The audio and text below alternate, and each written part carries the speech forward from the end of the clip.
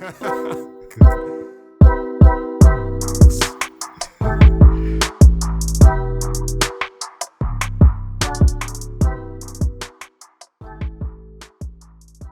is our first story. Imbet says for whatever, basically. Okay, so the story says, according to the Daily Express, it was written by,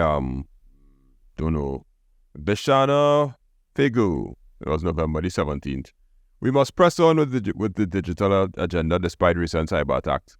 Trinidad and Tobago must advance with its cashless and digital agenda, or we will be left behind, Finance Minister Colm Imbet said. Imbet said in an attempt to strengthen overall economic management, the government is embarking on a series of reforms, including the digital agenda.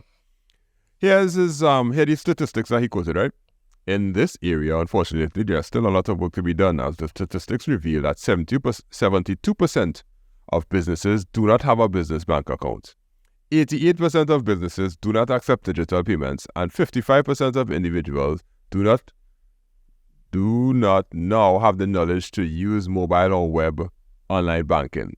This digital divide remains a concern, as not all citizens have equal access to the benefits of digital transformation. What? Like, hold on. Go ahead. Let me hear it. Yeah, I mean, I don't think this is the first time this type of conversation being had. And the numbers was this high the last time? Like, I really can't remember, but 72% of all businesses don't have a business bank account? I'm not sure about that one. There'll at least have some. I don't think the business is throwing the cash on the bed. Well, I want to know. Well, what you're probably saying is many people have a personal account and they just use their personal account for their business, and they didn't go and specifically create a business bank account, because I refuse to believe that all them places I go in by that have links machines do have a business bank account. Yeah, most likely they do, and even because you can't get links machines without a bank account. Without a business bank account. So yeah, that one kind of unless the market vendors. Yeah, unless you count in every single person, unless you count in self-employed people in that number, coconut vendor, that was vendor. Yeah, but people like hairdresser and nail tech. If you count in people like that. This is like a question that I would give in class. I would give this whole paragraph and ask the class to critically analyze this data and see if there's anything wrong. And there is no backing, there is no link, there is no document, there is no nothing that says, okay, you could go and check this, you could go and see this website. Where the government does get most of the data is the CSO, so was it any CSO data kind of not really public, and a lot of the data. Well, last time I checked, and that was a while ago. Okay. Last time I checked the data, some of the data sets were not public or they're not up to date. The ones are up to date now. Yeah. I don't want to believe 72% of businesses do have a bank account, and 88% of businesses do not accept digital payments. That one bothering me. To tell me that only 12% of the places in Trinidad accept. No, it's having plenty links machines out there. You probably, as they say, you probably have to define what you mean by business. If you mean somewhere you have brick and mortar place, or if you're counting self-employed people, or every single person who exchange money for a service or for a product, So, yeah, I just wonder what you mean by business there. I guess it happened, the address, according to the article, said it happened on the Institute of Chartered Accountants today, 14th Annual International Finance and Accounting Conference at Hyatt. But okay. Let's get to the part that we could speak about authority, because I don't know. One other thing too, right? So what's that?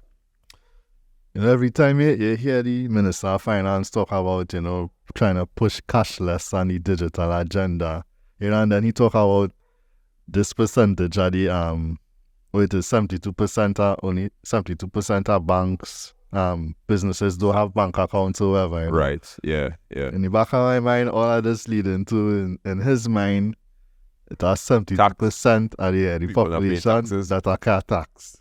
You know, and if you push them towards digital, right, you'll even a paper trail.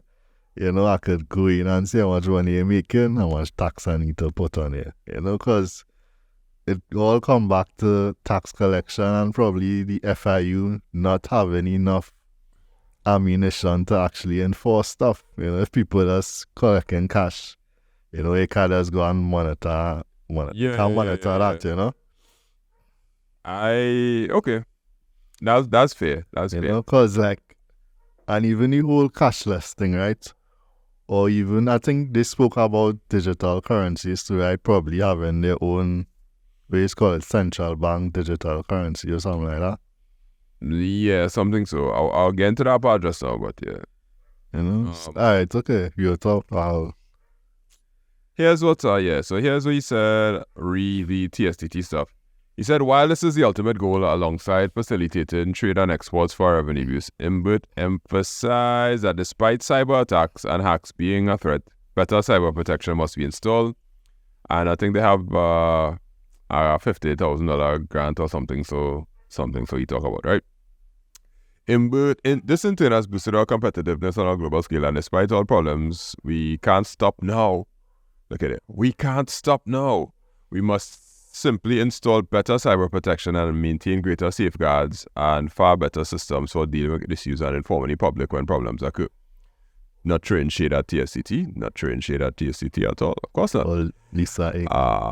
Yeah, boy. Imbet added that the upgrade of the single electronic window through the TT Biz link is an ongoing digitization of processes aimed at reducing the cost of businesses by allowing organizations to make online payments and directly download their documents, meaning you can pay taxes online. Which is not a problem. You know, I wish they could give you your refund online or process it in a timely manner, because I do my tax return since April. Yeah. And nothing. Yeah. That just touch our point on it. Go ahead. No, that's what he was talking about. He's talking about better cyber protection. It's necessary to be competitive on a global scale.